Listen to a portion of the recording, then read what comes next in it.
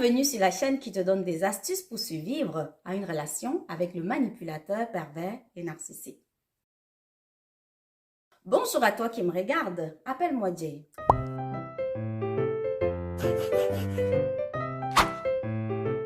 Alors aujourd'hui, je vais te parler de la coparentalité ou de la parentalité partagée. Lorsqu'un couple se sépare, quand un couple se casse, la coordination devient difficile. Mais imagine un tant soit peu que dans ce couple-là, il y ait un partenaire manipulateur, pervers et narcissique. Quand on a un lien indéfectible avec quelqu'un, comme un enfant ou alors des enfants, ça devient difficile de rompre tout contact avec cette personne-là. On est appelé à exercer un droit conjoint sur les enfants avec la personne. Donc, on a des responsabilités partagées qu'on est obligé d'avoir ensemble. Comment est-ce que ça se passe? Beaucoup de survivants traversent cette situation-là, vivent cette situation-là. Moi également, je vis cette situation-là.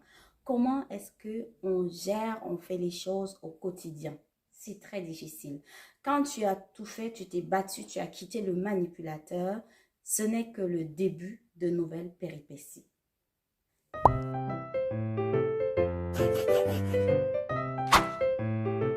C'est quoi la responsabilité parentale?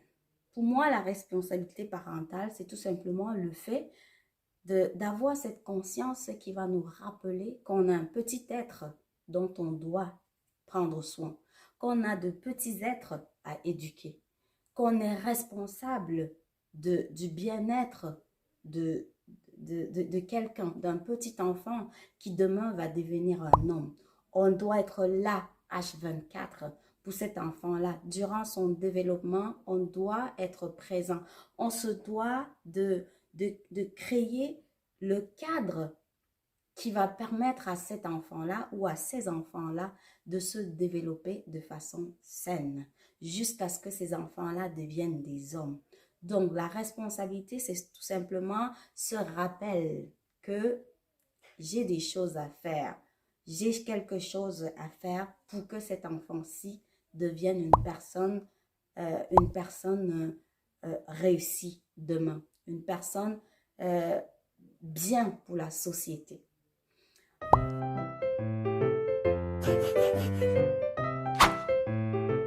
Alors, quand tu as cette responsabilité avec le manipulateur, les choses ne sont pas aisées.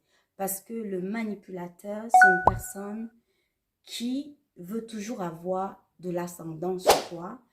Une personne qui pense tout simplement au contrôle. Une personne égocentrique qui n'en a rien à faire du bien-être des enfants, du bien-être des personnes autour qui ne pensent qu'à elle. C'est ça le manipulateur. Alors, quand tu dois éduquer un enfant de façon conjointe avec cette personne, c'est très, très complexe, très, très difficile à vivre parce que tout ce que tu essayes de mettre en place, le manipulateur va saboter. Tu essayes de créer un cadre constant, tu essayes d'imposer des limites à l'enfant, tu essayes de poser des balises pour que l'enfant soit un enfant avec des valeurs, qui va pouvoir demain être un homme, bien sûr, avec des valeurs, un humain accompli. Mais tu te rends compte que l'autre parent est ton adversaire, que l'autre parent est là pour te combattre, est là pour lutter contre toi. C'est très difficile à vivre.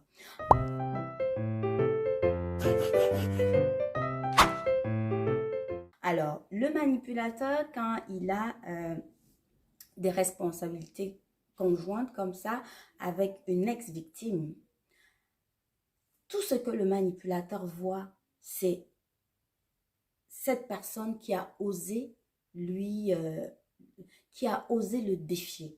C'est ce que le manipulateur voit. Il ne pense pas du tout à l'enfant.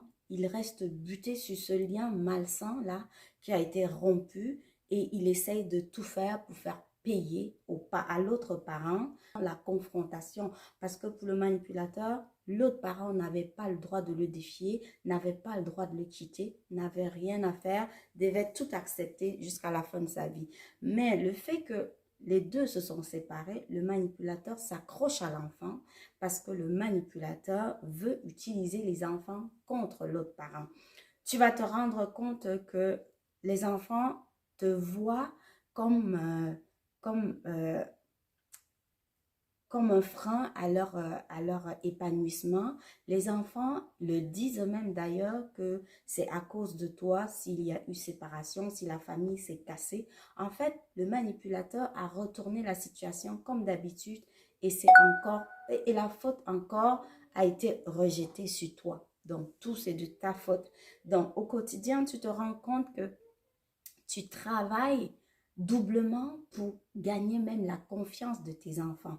Parce que le manipulateur voit l'amour que les enfants ont pour toi comme une menace. Alors, le manipulateur fait tout pour que cet amour-là n'existe plus. Il veut gâcher tout ça. Alors, il va créer des mensonges et il va même donner aux enfants tout ce que les enfants souhaitent. Donc, il ne va imposer aucune limite aux enfants parce qu'il souhaite que les enfants le voient comme une bonne personne, comme le bon parent, que les enfants s'ouvrent à lui, que les enfants aillent vers lui et que les enfants te délaissent. C'est tout ce que le manipulateur souhaite. Il ne veut pas le bonheur des enfants, il préfère tout faire pour avoir le contrôle sur les enfants si ça peut l'aider à t'attendre encore.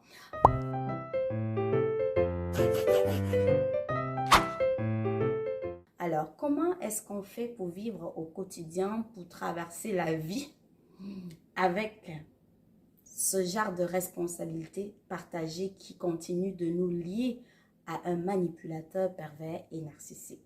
La première chose que je te conseille, les comportements gagnants.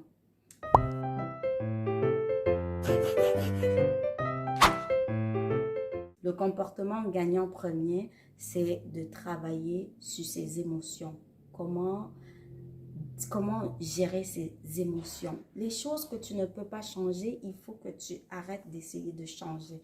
Le lâcher prise, tout simplement. Il faut que tu te armes de patience. Parce que ce que le manipulateur parfois semble ignorer, c'est que la vie ne s'arrête pas ici, maintenant. Non, la vie, ça continue et c'est sur le long terme. Ce que tu fais, en fait, nos gestes, nos actes ont de l'impact sur notre environnement, sur la vie en général. Dans 10 ans, on va voir qu'est-ce qui se serait passé. Dans 10 ans, ces enfants-là aussi seront grands et ils pourront, on l'espère, avoir leur propre jugeote.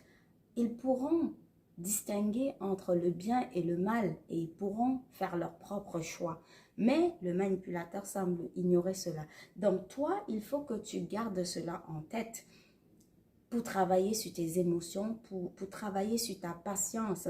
Et il y a des choses que quand tu vas voir le manipulateur faire, tu vas tout simplement te dire... Je ne vois rien. En fait, il faut que tu travailles à l'ignorer, à ne pas voir tout ce qu'il essaye de faire pour t'atteindre. Il faut que tu passes au-dessus de cela, que tu passes à autre chose.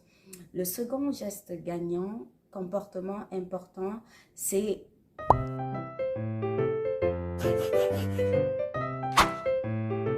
il faut travailler à créer des liens positifs avec tes enfants, avec ton enfant.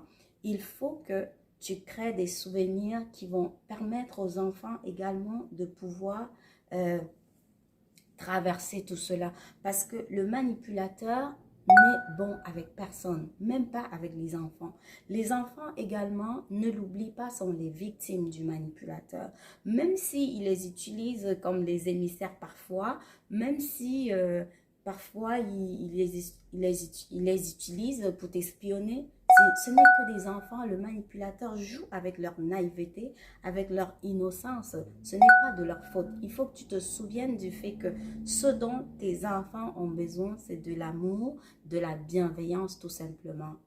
il faut que tu te limites à cela, que tu fasses ce qui est bien, que tu montres ce qui est bien aux enfants. C'est un peu, il faut que tu montres le droit chemin aux enfants et c'est sûr, ils ne vont pas s'en écarter. En fait, joue ton rôle de parent et ne reste pas buté toi aussi sur le fait que ce sont les enfants du manipulateur. Quand ils vont te dire des choses qui vont te blesser, tu vas te sentir comme si tu étais encore en face du manipulateur. Souviens-toi d'une chose, ce ne sont que des enfants. Bref, si tu crées des souvenirs positifs avec les enfants, ça va aider les enfants à ne penser qu'à cela pour traverser ces moments-là.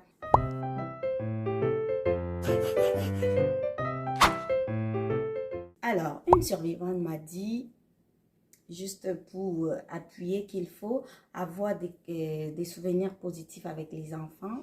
Elle m'a dit, mon fils m'a dit, quand je pense à toi et à papa en train de vous discuter, j'ai mal au ventre. Et elle dit, je lui ai demandé comment tu fais quand tu te sens ainsi. L'enfant lui a dit, j'essaye de penser au moment où toi et moi, on est en train de faire un jeu ensemble. Et ça m'aide à oublier ça. Quand elle a dit ça, ça m'a tellement fait du bien. Je me suis dit, oh waouh, ces enfants-là qu'on croit qu'ils ne réfléchissent pas, eux aussi sont en train de se trouver des mécanismes pour traverser tout ça. Ce n'est pas facile, ils sont au milieu de deux parents qui sont toujours en situation de conflit. C'est pas facile pour ces enfants-là. Alors, à toi de continuer à outiller tes enfants en leur donnant ce genre de souvenirs. Comme ça, quand ils vont traverser des moments difficiles qu'ils ne peuvent pas exprimer malheureusement, ou même s'ils expriment parfois, si on n'est pas des professionnels, on ne peut pas bien comprendre, ils vont pouvoir utiliser ces souvenirs-là pour s'en sortir. Donc, concentre-toi à créer ces moments-là avec les enfants. Quand ils seront plus grands ou quand ils seront plus disposés à en parler avec toi, tu sauras, tu verras que ce sont des choses qui ont beaucoup aidé les enfants. Et la dernière chose, je vais te dire, je n'ai de cesse d'ailleurs de le dire, c'est prends soin de toi. Ne Tu ne peux pas prendre soin des enfants si toi déjà tu ne te sens pas bien. Il faut que tu aies recours à l'aide d'un professionnel pour te sortir de là, pour savoir comment gérer cela au quotidien. Il faut que tu penses à toi et que tu te dises, moi, qu'est-ce que j'ai besoin?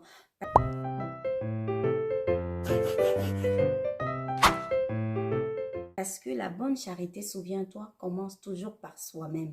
Si tu n'es pas capable d'être charitable avec toi, tu ne seras pas capable d'être charitable avec les autres. Si en tant que parent, tu n'es pas capable de prendre soin de toi, alors tu ne seras pas capable de bien éduquer tes propres enfants. Désolée de le dire ainsi, l'amour seul ne suffit pas. Il faut également être assez fort, il faut également être avisé pour pouvoir éduquer un enfant. Alors, pense-y et n'hésite pas à me laisser des commentaires si tu as des questions ou si tu as des remarques à faire. Merci d'avoir écouté cette vidéo jusqu'à la fin. J'espère que ça t'a aidé. Bye.